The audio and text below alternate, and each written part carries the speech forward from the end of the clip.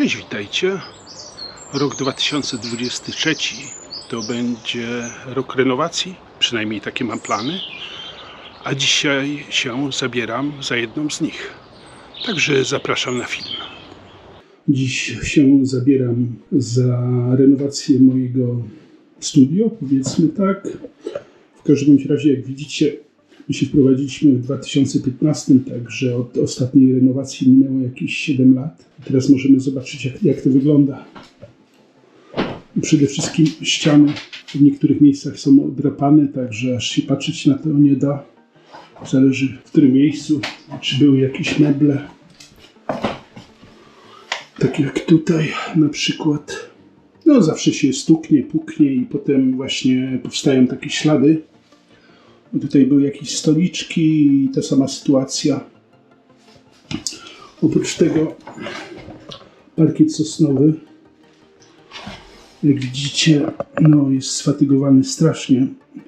Ja go tutaj nie będę wymieniał, bo to praktycznie wyłączyłoby mi pokój na, myślę, kilka tygodni nawet, z tego względu, że po pracy nie za dużo czasu jest, a też wiadomo, małżonka nie jest zadowolona, jeżeli jest pył, kurz w domu i tak dalej. Także jeżeli chodzi o parkiet sosnowy,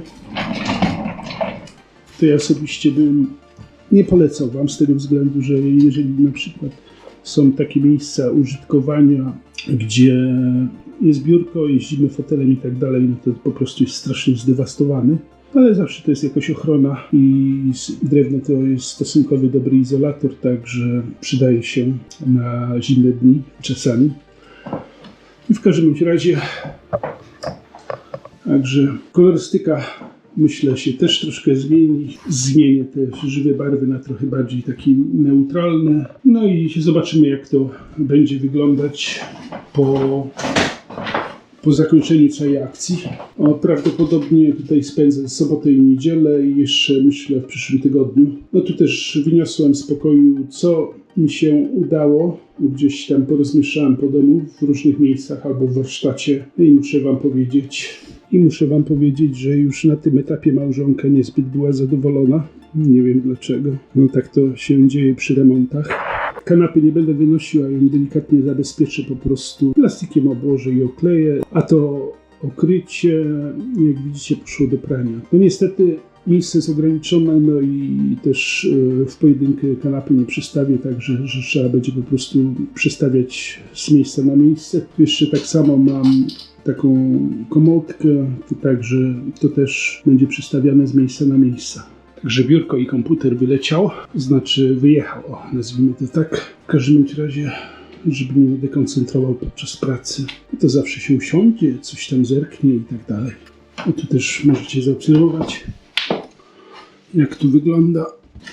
Te ślady tutaj to były zrobione albo nogami, albo kolonami, także myślę, że w przyszłości sobie tutaj skombinuję jakąś obudowę na ścianę, żeby jej po prostu nie szorować. No, ze sklejki albo z jakiegoś innego materiału.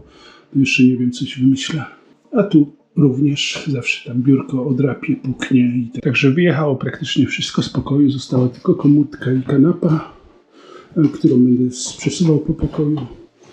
No i zaczynam powoli szlifowanie. To by było na tyle.